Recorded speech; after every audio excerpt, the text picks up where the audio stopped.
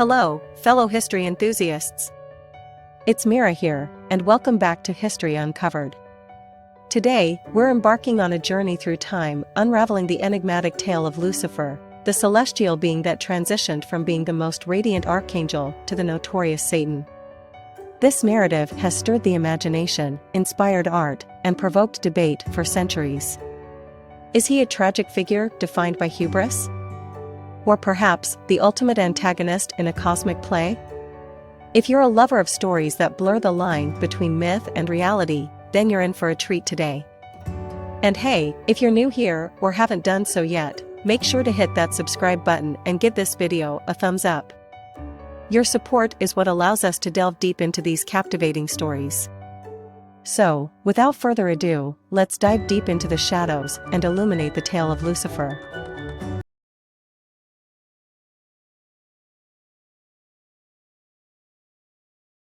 Prior to the biblical deity forming the universe, he initially birthed the skies. Within these skies, he crafted the seraphs, the divine messengers, and the principal angels. The principal angels essentially occupied the top hierarchy amongst these divine entities and acted as the primary envoys of the divine. Within these prominent angels existed the entity named Lucifer, the supreme principal angel from antiquity. He was depicted as the most magnificent creation that the Almighty had ever brought into existence, a radiant being flawless in all aspects. Ezekiel chapter 20 verse 15 portrays Lucifer as, "that was unblemished in thy roots since the day of your birth." Yet, Lucifer was so impeccable, so breathtaking, so godly, and so mighty when juxtaposed with his counterparts that vanity took over him. His superiority over the Creator's other beings made him conceited. Soon, he held the belief that he should occupy the position of the Almighty. He desired to be the Lord himself. Recognizing that he had the privilege of being closer to God more than any other, and arguably comprehending God more deeply than any other, Lucifer saw no other being but himself fit to dethrone his master. As highlighted in Isaiah chapter 14 verse 12-14, the prophet Isaiah recites what some believe to be Lucifer's words: "I will soar to the skies. I will elevate my reign beyond the luminaries of the deity." Some could debate that Lucifer's aspirations exceeded even those of God's. Not just aiming for the Almighty's position, but he sought a stature even loftier than where God resides.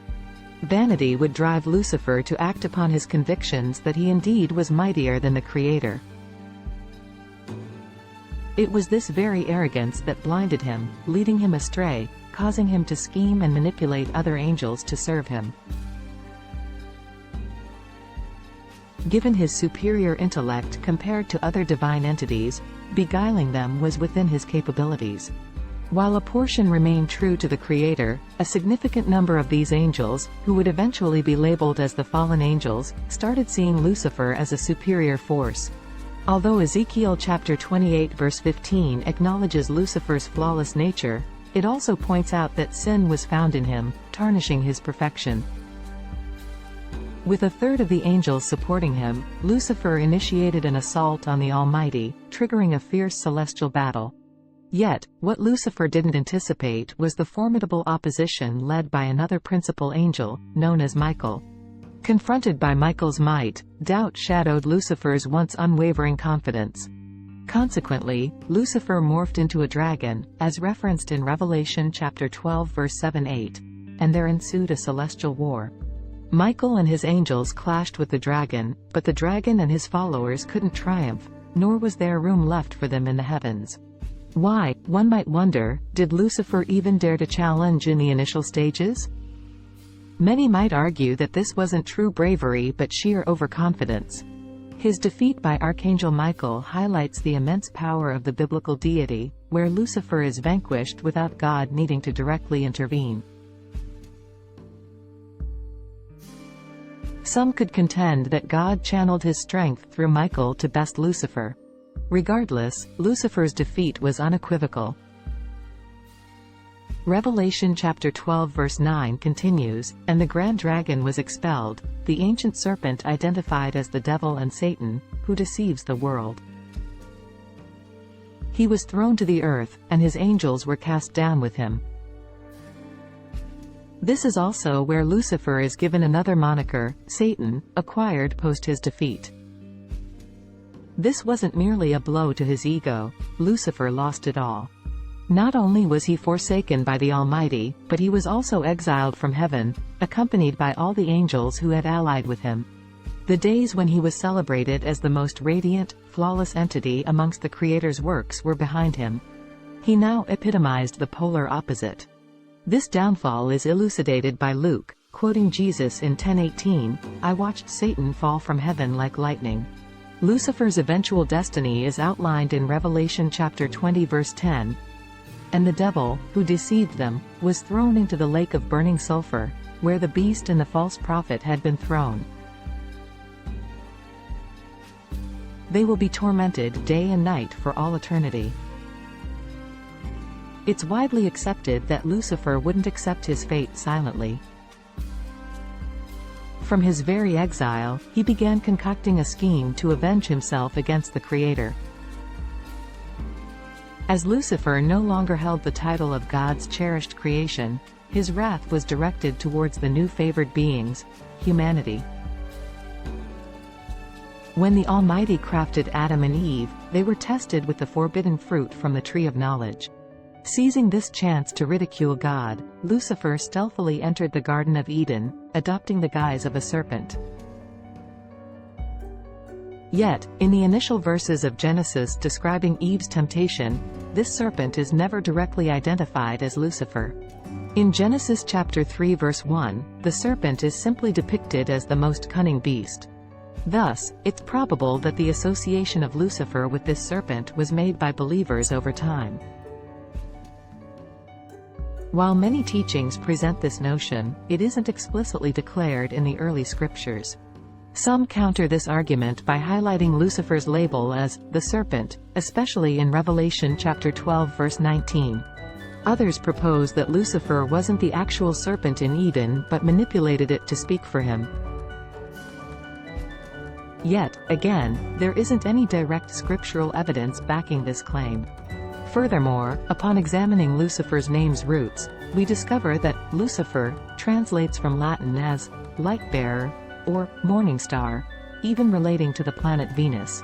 Yet, how did a Latin term find its way into a Hebrew document, especially when it predates the Latin language? Isaiah's 14th chapter provides insight, for, surprisingly, it's the sole scripture where Lucifer is distinctly mentioned. Isaiah chapter 14 verse 12 remarks, "How have you fallen from heaven, morning star, son of the dawn? You have been cast down to the earth, you who once laid low the nations. You said in your heart, I will ascend to the heavens. I will raise my throne above the stars of God. I will sit enthroned on the Mount of Assembly, on the utmost heights of Mount Zaphon. I will ascend above the tops of the clouds, I will make myself like the Most High. But you are brought down to the realm of the dead, to the depths of the pit." Many interpret this as referencing Lucifer, the devil. However, an alternate theory suggests this passage speaks of a fallen Babylonian monarch, a mortal, not a divine angel. This king, known for his severe transgressions against Israel, likely felt he was beyond the Almighty's reach and wrath. Isaiah, in this chapter, possibly outlines this king's mistakes, rather than chronicling the errors of the Archangel Lucifer.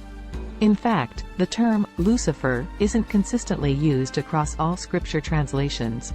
Some versions translate the subject as morning star or Hallel, the Hebrew term for Venus. This might imply that the unidentified king of Babylon, esteemed before his downfall, was the one Isaiah foresaw in his prophecies.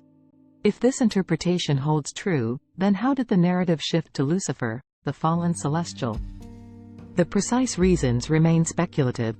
However, it's plausible that early Christian scribes, by this era penning in Latin, perceived an ideal slot to incorporate a narrative about a discouraged angel. Lucifer, representing light-bearer, in Latin, seemed like the most fitting term. It allowed the storytellers to transform the fallen Babylonian king's narrative into a tale illustrating Lucifer's downfall. Thus, the legend of Lucifer might have been birthed, and, subsequently, it took roots in the belief system. However, considering the extensive religious beliefs and teachings on this matter, and given the time's linguistic complexities, it's challenging to conclusively prove the Lucifer tale's origins. What's undebatable, though, is that the story of Lucifer, the archangel who became Satan, remains deeply entrenched in numerous religions and cultures worldwide. Whether viewed as an emblematic figure illustrating the repercussions of hubris, or as a very real spiritual entity, Lucifer persists in influencing spiritual teachings, literature, and art across generations. Such tales can elicit mixed reactions. Some might see Lucifer as a tragic figure, a symbol of wasted potential or the dangers of pride. Others might view him as the embodiment of pure evil, a reminder of the consequences of turning away from the divine. Yet, some may see him as a mere allegory, a tool to instill fear and ensure adherence to religious tenets. Whichever one's beliefs, the story of Lucifer continues to captivate minds and spark debates. And there we have it, a journey through the tapestry of myth, religion, and history surrounding one of the most enigmatic figures ever imagined, Lucifer. From heavenly luminescence to the shadowy depths of rebellion, this tale has resonated and evolved for millennia.